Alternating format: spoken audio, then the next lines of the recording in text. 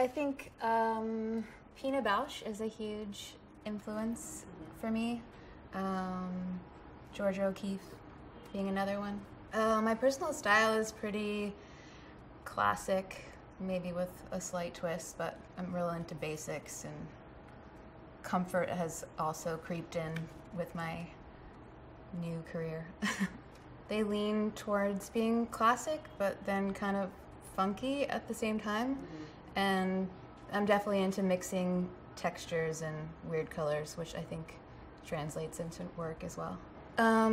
Well, as of late, I have these beautiful scissors that I use when I'm working, and I feel like those pretty much represent me or who I am right now. These beautiful brass scissors, they're just special and beautiful, and I use them for work. As far as the tools go, not necessarily. It seems like there's like a lot of basic tools that you have, but I think that's why these are nice, because they're also beautiful, whereas the other ones are just kind of regular, everyday looking clippers and scissors. Well, I'm also a dancer, so I think that is a huge outlet for me. Yeah. That's amazing. Yeah. So I still dance and take class, and that's my outlet and my way of expressing myself. I studied ballet, tap, and jazz since I was a child, and now I do contemporary. Yeah, for sure. I mean, I think there's no way that they're not influenced by me studying shapes and movements with my body my whole life, and I definitely think that they are moving, even though they're still, you know what I mean? You can see movement within them, for sure. Yeah. Well, I did think about a certain female that I would love to collaborate with, and it's my friend Brianna Capozzi. She's an amazing photographer, and I've been dying for us to have a moment to shoot together in some way. I just think it would be amazing. She's brilliant, and it would just be nice to be a part of her vision for a day or two. I think I would just say to just do it, go for it. I think you have to do it with a certain abandon if you're going to do something. This way you're not too much in your head, and I found that very useful.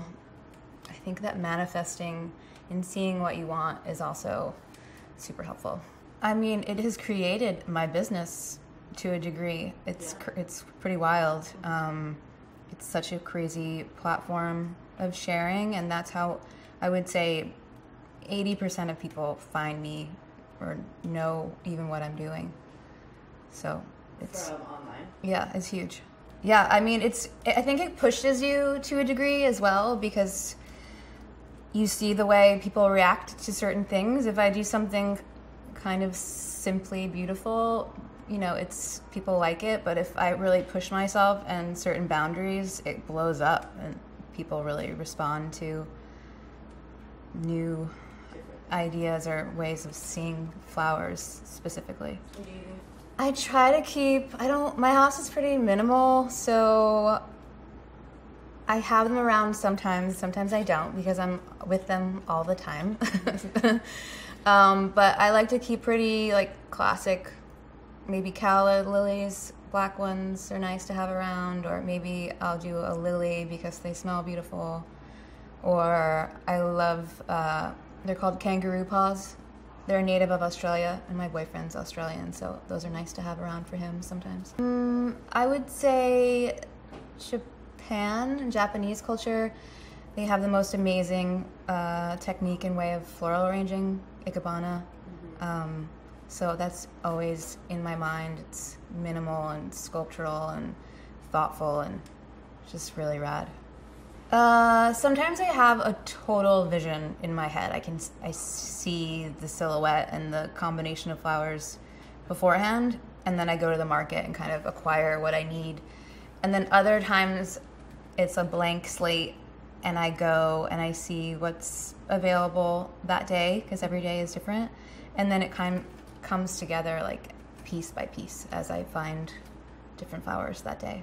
Some vases I use are kind of standard for me, but then I love to use different ceramicists or artists that make vases, and I love to source vintage vases are my favorite, like 80s, 90s looking ones.